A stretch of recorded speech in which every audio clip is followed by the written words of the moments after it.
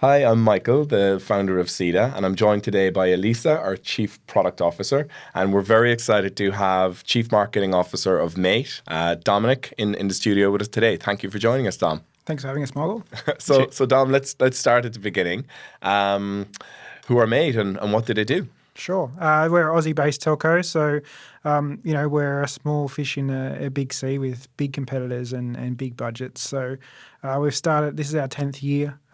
We started 10 years ago as a small backyard business, literally in the founder's auntie's backyard, and it was never meant to be as big as the company is today. But now we're close to 100 people based in Western Sydney. Pretty significant customer base. And we're sort of sitting in that second tier of, you've got the big guys up the top, and then there's sort of that second tier of internet and mobile providers in Australia. Our whole company is based out in Western Sydney, including all our support staff. So if you call someone at Mate, you're talking to someone that's based here in Australia. Great. Thank you. And when we first met a few months ago, you had just started back into your role. And I remember thinking at the time it was quite courageous starting into a proof of concept with a new technology. Can you tell me some of your background thinking around that decision? Sure. So, yeah, I'd been at Mate for 4 years and had a 2-year sabbatical / holiday working in e-commerce and then have been back for a couple of months now. But, yeah, it was right at the start. And, it was probably we talked about it being, a big step to take it on quickly, but I think it was actually a good time because being away for a couple of years, it was sort of a good get a lay of the land, get my head back in the game and sort of understand what's had and hadn't been working for us over the last couple of years. And, as I said, we're much smaller budgets than the big guys and we're self-funded. So making sure that we make the right bets on our marketing spend and how we go to market in general is really important. So, yeah, it was actually really good timing. Okay, great. And it's our flagship offering where we do a 60-day pilot. We do effectively a year's worth of work in a short period of time. In this example, we worked with our partner Supermetrics to plumb up all the data, and we worked with your agency, the team at G Squared. Yep. What are your thoughts from this kind of quick 60-day pilot? Were you glad you did it?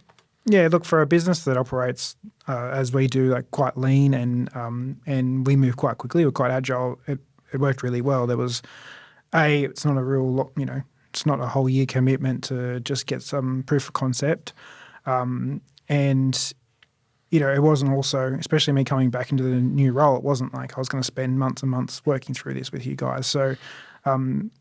You guys did a lot of the heavy lifting, if not all, and it sort of held our hand through it. And with the help of G Squared, doing some of the data, and I think a couple of hours of my time, we got the model built out, and then you guys held our hand through talking through the data and making sense of that. Because I think I'm quite close to the data. I understand all the metrics and things like that, but then when you're looking at sort of saturation curves and going into different platforms and how they interact to each other and offsetting one another, that can become overwhelming to a degree. Definitely not a data scientist myself. Yeah. And what were some of your biggest learnings from the process?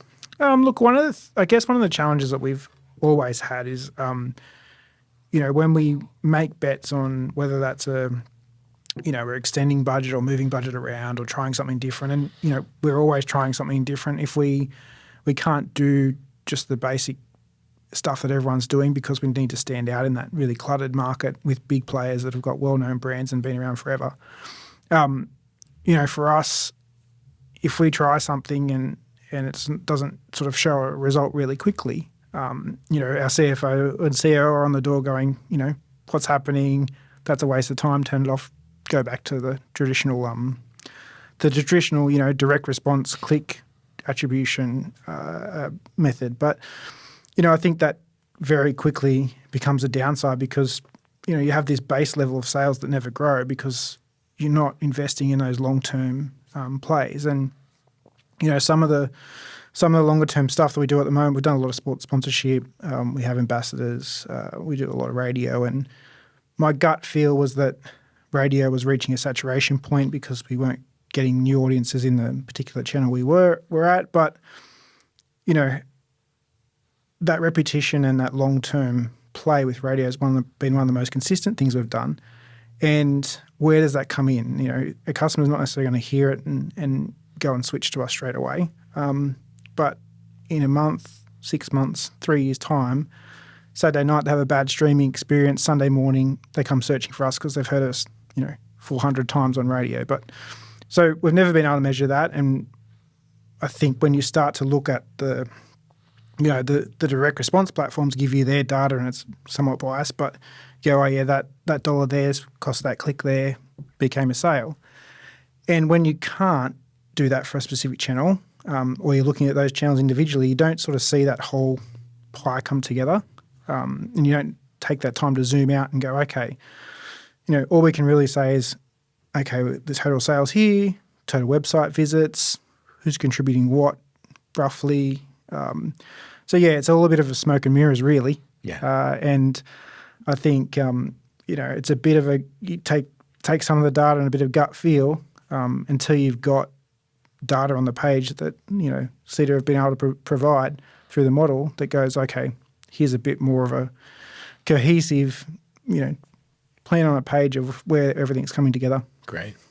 And people are often skeptical about measuring radio waves. It's quite an out there concept. Obviously, you went through that process with us. How did you navigate that yourself, and how have people internally in the business navigated that measurement technique? I think because we're so used to seeing all the attribution data and models and things like that myself, I had to keep reminding myself about incrementality and how we're not saying that this causes this, but it's that relation with all of it. And so that's an education piece internally. I think there's a few people in the business that really get marketing and how that works, and it's a real hard sell to everyone else. Hence if your awareness activity is not working instantly, there's pressure on that. You need to pull that. But I think that the data was really clear around some of the channels, and when there was other channels, like for instance, we use comparison sites a little bit, and the industry does in overall, and the data showed actually it's really cost effective, but if we were just looking at it in isolation, you go, yeah, it's cost effective, do more of it. But the team at Seeda were able to go, okay, well actually, yeah, it's really cost effective, you can do more of it, but let's think about that customer that's coming through there. They're a value seeker. They're price sensitive. Are they going to be around for long, or are they just here to get a good deal? And then in 3 months' time, they're going to go and get the next good deal. Yeah. Okay. And I think I think you raised a really good point of thinking about, not just like the data and the scientific aspect of it, but also having the experience. And that's really the discussions that we had together of thinking things into perspective. And I think one thing that some marketeers don't really think about is maybe like the more demand generation that's a bit harder to capture. So looking more at the direct attribution metrics that are easy to track, as you said, because they're clicks, they're impressions.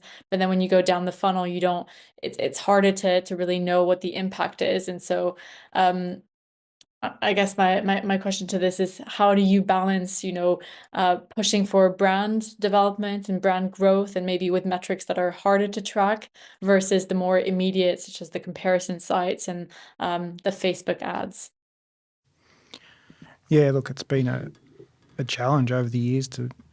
There's an education piece that has to happen that is constant, even when you are proving channels or a particular activity is working. And often they're big budget items that are locked in. We can change our meta spend tomorrow, but if we're committed to a 2-year sponsorship or a radio media plan or whatever it may be, that's far harder to change on the fly. So there's a lot of education up front. There's some bets that we take. I think we've got a pretty tight sponsorship model that we have to tick a lot of boxes before we move forward with something like that. And ultimately, there are some attribution pieces that we take, data collection, customer landing pages for those clubs or fans, and activity just for those, exclusive activity that we can track to a degree. But we never quite, you've never had that clear picture of what the halo effects are around that.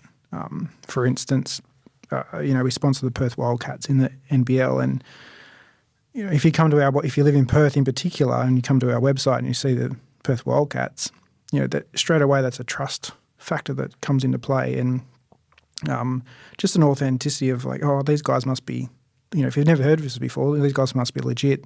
They sponsor the Wildcats; they're on the front of the jersey, so we're not just a backyard business, even though we were at one stage. Understanding that halo effect, whilst it's never really been clear, we know that it happens just through word of mouth and people telling us where they came from, and again, some side bets on that as well. Okay. Thank you. Sticking with the sponsorship topic, you've got some phenomenal sponsorships. You've clearly made a decision to invest in that strategy. Could you tell us some background around how that came to life? Yeah, sure. I think there's probably two paths. One is that we didn't want to be a faceless telco. Like a lot of the telcos out there are really just their logo. A few of them have a mascot or something like that, but there's not a real human element. So we went down the path of having ambassadors, and we went down the sporting path with Matty Ryan, who's the Australian captain, and Sam Kerr now, and those guys represented a real Aussiness for us. Our founding team and the first sort of 30 staff, who are all friends and family, are mad football fans. So that ticked that box as well. Yeah. But we really wanted to dive in on something that people are passionate about. Telco is essentially a utility now, right? I think if your internet worked without electricity, people would choose internet first before electricity. So it's really hard to make an emotional connection over a utility. And we try. Our brand lets us do that a little bit, the way we communicate to customers, the way that we go to market. But sport was a way to connect with audiences outside of just becoming a utility. So that was where we went down that path. And it also gave us, like I just mentioned, it gave us, at the start, made us look a little bit bigger than we were, which is an inbuilt sort of trust signal as well. Okay. And then having come through the project, the MMM project, what have you learned around your bet on sport and sponsorship, and how are you going to take that forward into your strategy? Yeah, I think we need to probably consider how it makes up the whole part of the pie, because it is always a big number. The MMM shows us that it costs a lot to acquire that customer, which is fine if they're sticky and because we've got a relationship with them through the club or the team or the person. They are a better customer. They're going to stay longer and spend more money, so we can afford to pay for a bit more upfront. But, yeah, ultimately I think we have to understand what the MMM's saying is our cost to acquire that customer and take that in consideration, how we do more or do less or diversify in sport, and also looking at things outside of sport as well. Okay. It takes a big team to bring a measurement project like this together. It takes your media agency, G Squared. It takes Supermetrics to kind of bring the data together, and then it takes Seeda to bring the data science or the marketing science to the fore. It can get quite complicated. How have you found, as a non-data scientist, how have you found the process of navigating this quite technical topic? Yeah, look, not technical at all, really. The most technical thing I did was drop our sales data into a spreadsheet. But, yeah, look, you guys have done a great job of holding our hand through it and taking us through at each step, your findings and what that really means as well. Because, I've sat in lots of presentations by big, research agencies and things like that where they put 300 slides up on the thing and they go through them all, and at the end you're like, that was a waste of $5-10 million, depending on the size of the company. So to have sort of those gold nuggets and I think there's probably two ways you can do this. You can have a self-service model where you guys have a mod that run the model and we go and get it. But I think the value in having that more, hands-on service and the ability to go, you challenge us on things or we question things and we can sort of drill down and dive further or take a different path as well. And I think some of the things that's uncovered is like, okay, now we're thinking about this in this way. What next? And let's go dive in over here as well. Okay. Could you think of a tangible example around, the output of that?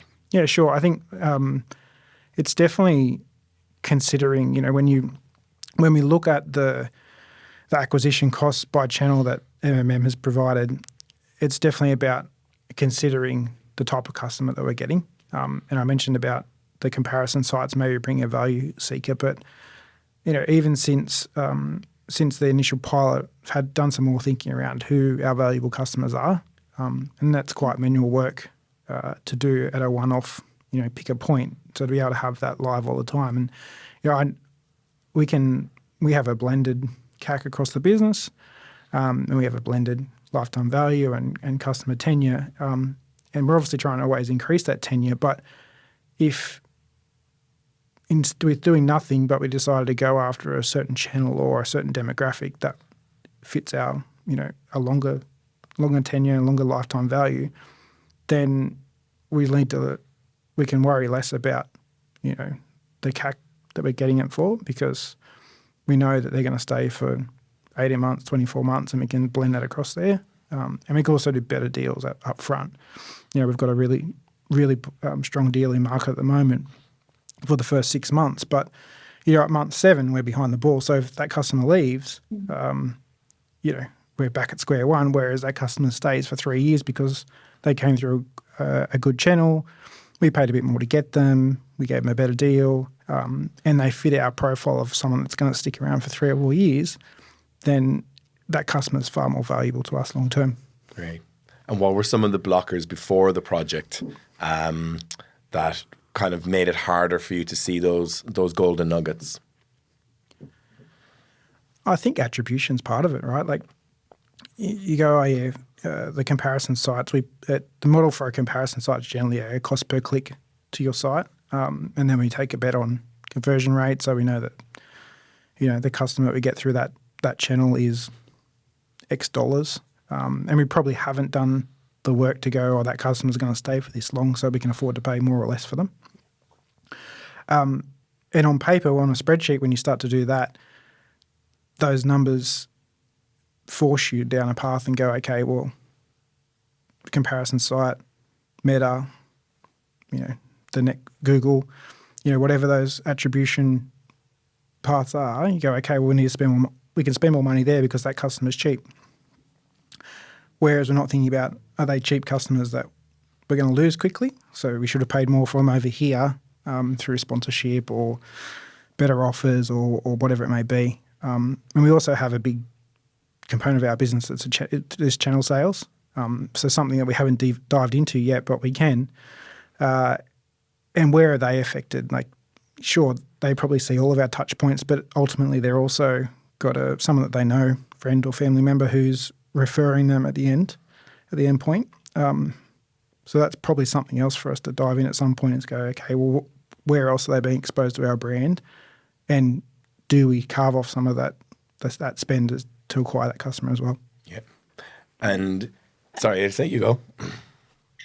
I was going to say, I love what you said about, taking a look at the marketing strategy and this being an opportunity to think about, the wider picture of not just the acquisition of a customer, but, who is that customer? What do we want them? How sticky are they going to be through each of the channels? And just having that readjustment conversation of just thinking, what have we done and what are we going to do next?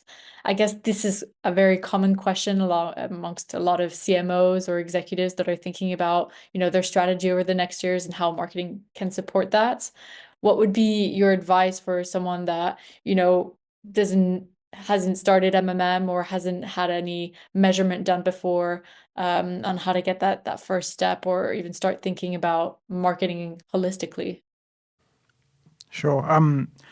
a few things probably. Be wary of the metrics that you're getting from your current activity because it's often overinflated and doesn't mean that you can just scale that. Funnily enough, though, the MMM has showed us that we can actually, scale a bunch of those channels more, and there's capacity there to scale efficiently. But I think taking on MMM as a project and understanding which channels are delivering and what type of customer they're delivering, I think it's the market's so competitive across everything. It's not just telco, right? Like even e-commerce, a lot of brands are, need the customer to come back 2-3 times just to cover that acquisition cost at the start because margins are so tight and downward pressure on prices and things like that. And it's competitive to get that customer, right? So if you don't understand where those channels are performing well and then the type of customer they're bringing in, then you're really blind. And there's only so much gut feel and testing you can do. And I think, one thing that we've done poorly in the past without MMM is some of that incrementality testing because we haven't stuck to plans long enough to show the result, or we've made too many other changes at the same time where you can't go, oh, yeah, we, put 15% of our spend into X channel and we saw this rise because maybe we took 10% over there, but we changed creative here. And we've never had that consistent, smooth period where we can go, oh, yeah, we've proved that this channel works because we did a test. And MMM sort of allowed us to zoom out and do that smoothing for us. Okay. Great. Thank you. We've got five minutes left. I think I'll jump into actually, Elisa, would you take the next one? I'm still thinking. No worries. I think there's also another aspect when you're the CMO, you're given, a large budget and a lot of responsibility of thinking, how to allocate this. How do you manage, the internal conversations of justifying what you're doing, but also taking bold moves of making different choices? How have you managed that? Slowly.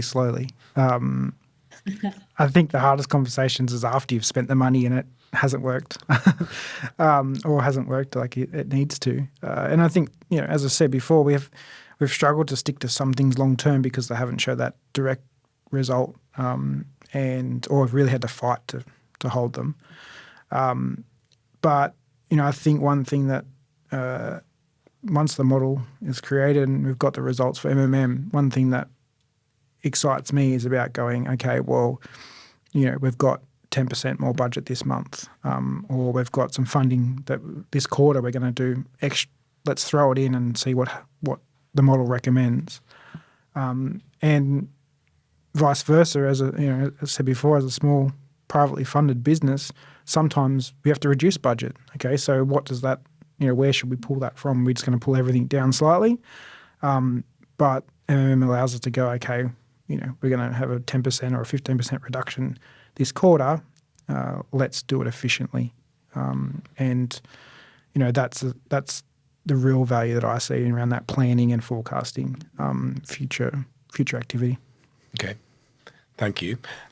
Sometimes we see clients not having the right internal team or partner agencies being quick enough to take the recommendations from MMM. How has that gone for you, or has it worked okay for you? Yeah. Internally, we're pretty agile to get things done, but we rely heavily on G Squared, our agency, for their expertise in media buying and using the platforms for us, all ads and things like that. So I feel like we were not quite finished our the presentation call of the results before they put a few things into practice. So I think it's probably been a month or so now since we finished the pilot, and that first week they started to make some movements on Meta. The results showed that we could move some more of our budget out of other activity back into Meta. for I think about like 15% increase in results with no additional spend. And so I think we took sort of the first 2 weeks to start to scale it up, and then the last 2 weeks, once that started to show the right results, last 2 weeks to scale that a little further. And I think you have to go in there being skeptical because it's something we haven't tried before.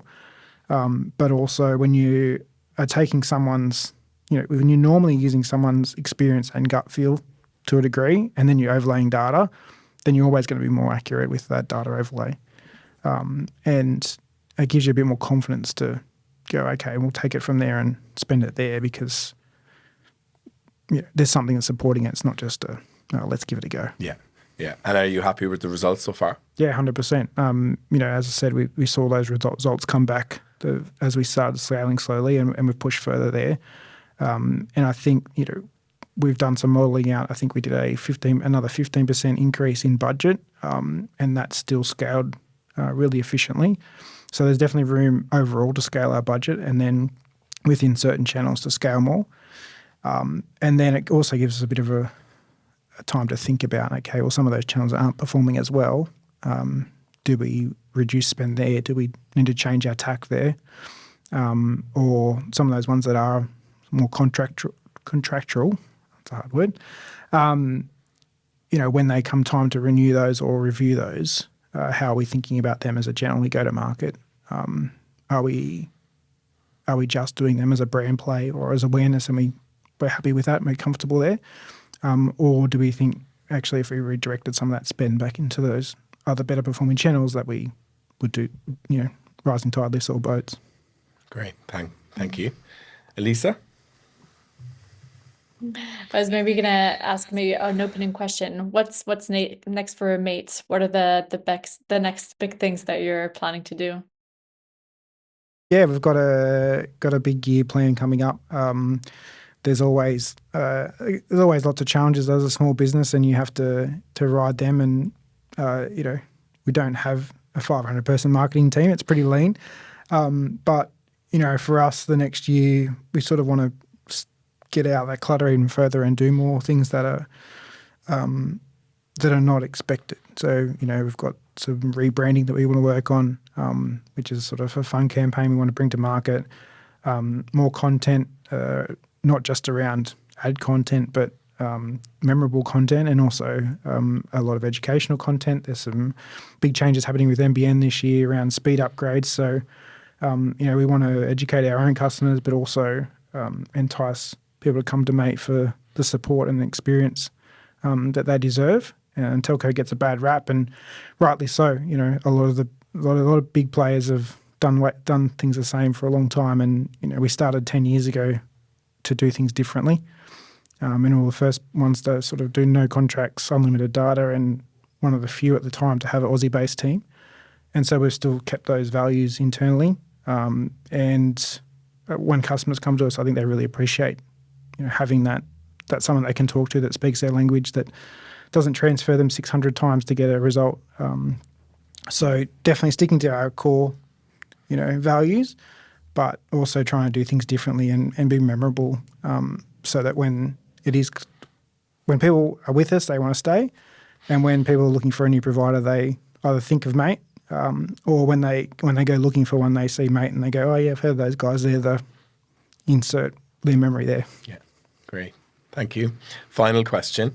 As the CMO of a high-growth, exciting Australian brand, what advice do you have for other marketers who are struggling with their marketing measurement, and what would you say to them?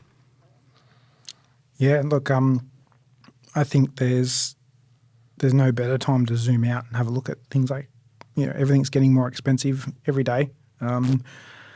Downward pressure on prices and margins, let alone tariffs and things that are happening across the world. So, yeah, I think going through that pilot with the MMM Seeda is really important first stage, because I think it starts to let you think differently as well. Yeah. You're not just looking at channel by channel on a spreadsheet or in the platforms. You're looking at a more zoomed out, holistic view. And I think that brings up a lot of surprises, or makes you challenge yourself then afterwards as well. Great. Thanks, Don. Really appreciate you coming in today. And we'll finish up there. Thank No you. worries. Thanks for having us. Cool. Thank you.